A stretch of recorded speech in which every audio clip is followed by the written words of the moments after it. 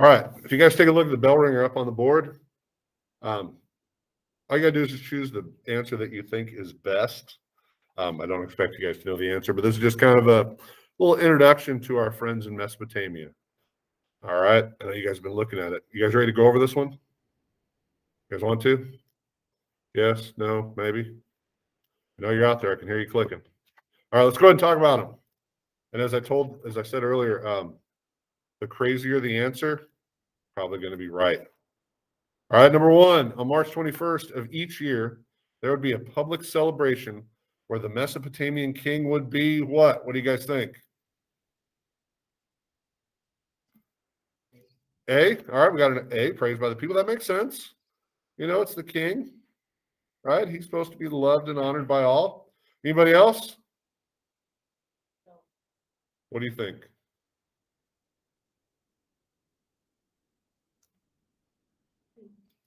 You think A too? All right, remember though, it's going to be the craziest thing that it could be. Exactly, slapped until he cried. What they did was the priest would steal his clothes and then keep slapping him until he cried. And the belief behind that was nobody is above the gods, even the king. And so they had to show that he was mortal. Now, Mesopotamia is the only place that's going to do this.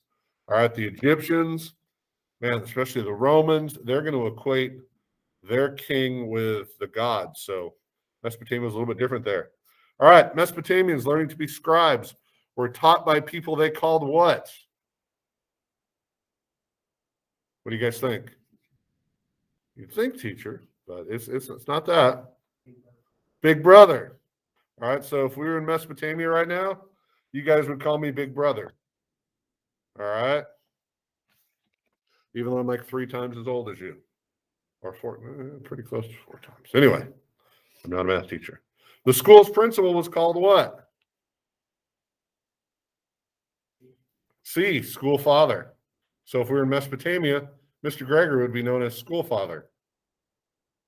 So you'd greet him, hello, school father. I dare somebody to go up to him today and say, hey, Mr. Gregory, if we were in Mesopotamia, you'd be our school father.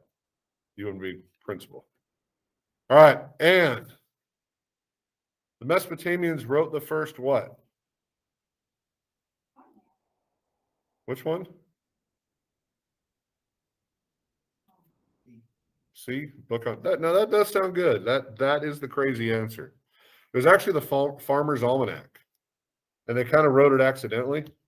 What they did was they just started keeping a record of when things happened, like when the full moon happened, when it was a good time to do crops and all that stuff, and it just kind of ended up happening.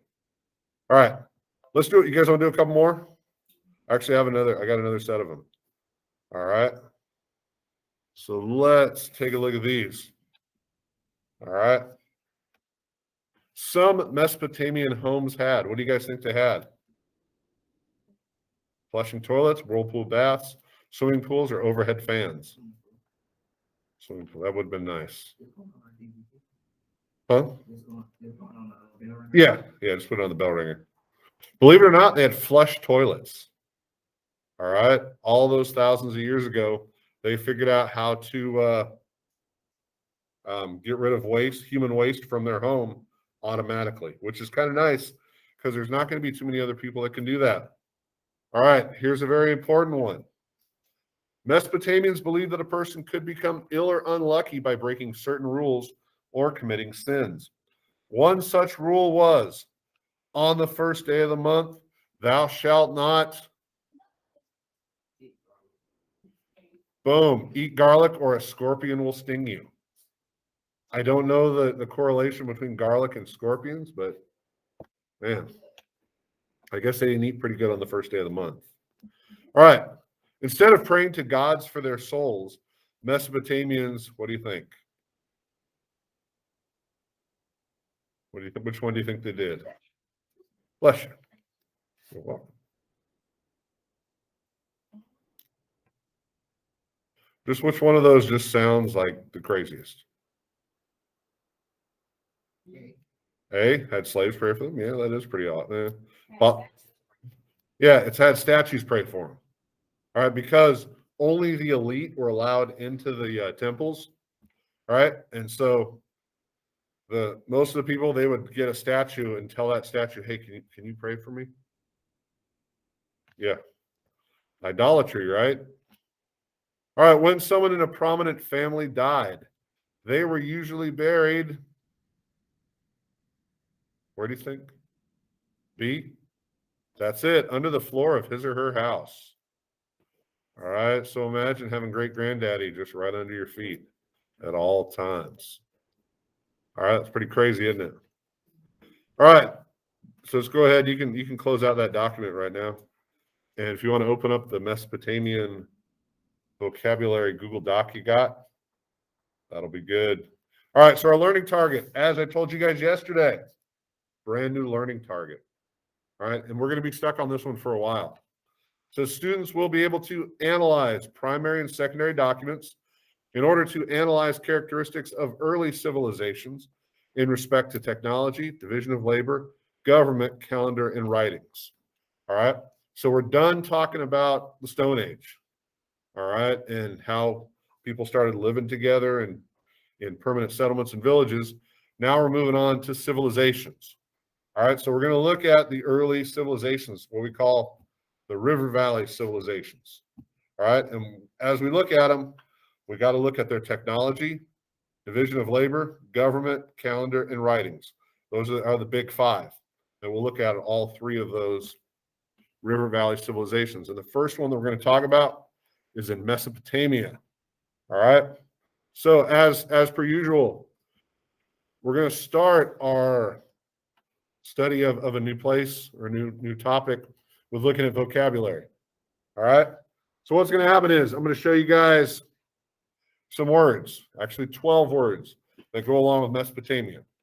And what you're going to do on that sheet, you'll notice there's a little chart, and you're going to do a knowledge rating for each word. All right, so for example, if the word was pizza, all right, how many of you guys would say you're an expert on that word? Like, you can tell me all about pizza, right? All the different kinds, best place to get it, all right? But man, some of you guys, you might be like super healthy. And you're like, I don't eat pizza. That has too many carbs, man. Too many calories and too much fat. I know, you're right. But, just for an example. Or if you had somebody that just fell off the, crawled out from under a rock, they might have no idea what we're talking about. But being an expert on the word means you can explain it backwards and forwards and every way until Sunday. If you think you might have heard the word before, you're like, yeah, I think I know that word. I remember hearing that word somewhere. Then it's a 2. And then if you just think, man, Mr. Holder, you are making up this word. This is the craziest darn word I've ever seen. Well, then just give it a 1. All right. There is no shame in giving it a 1 or a 2. All right. That's the only way we grow, by acknowledging what we don't know. All right. So you guys ready?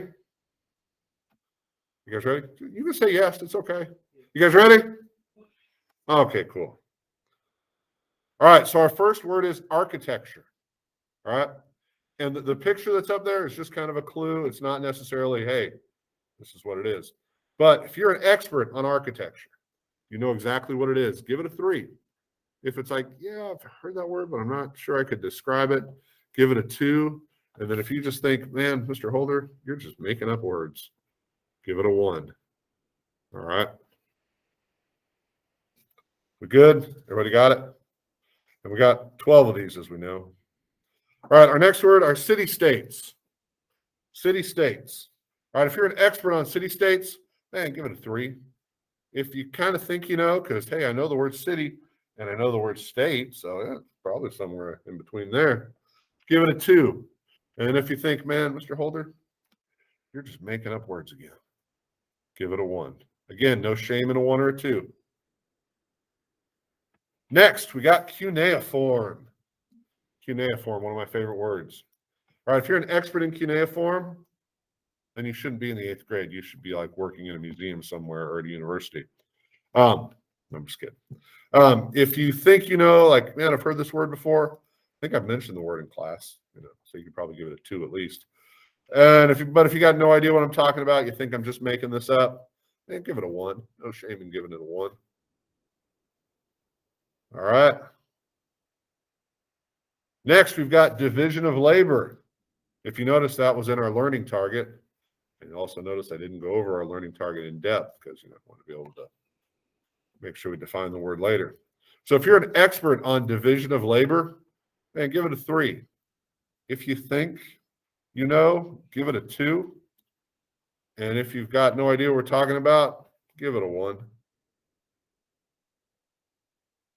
All right. Irrigation. Irrigation, which is kind of not happening in this picture, but it is. It's set up to happen. If you're an expert on irrigation, give it a 3. If you think you know, give it a 2. And if you got no idea, just give it a 1. All right.